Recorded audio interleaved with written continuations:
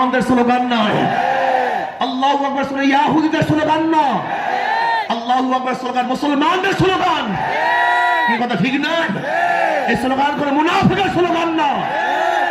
যেমন আল্লাহু আকবারের ধ্বনিতে শাহজালাল ইয়ামানি রহমাতুল্লাহ আলাইহি রাজা গৌর গবদের তখ্ত তাউসকে তুসনাস করে ফেলেছেন।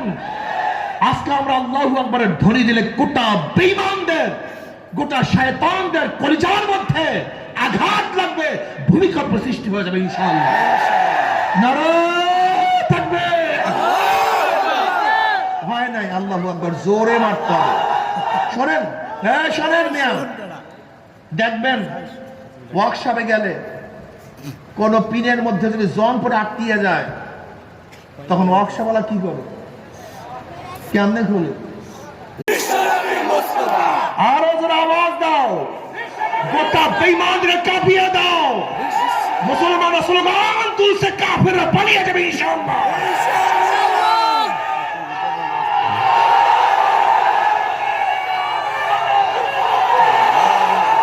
এর জন্য বলবো আমার যুবক বাবারা, খুব ভালো মতো বুঝবা, আমি মুসলমান। বেটা, চন্দন গাছ জন্মই হয় চন্দন।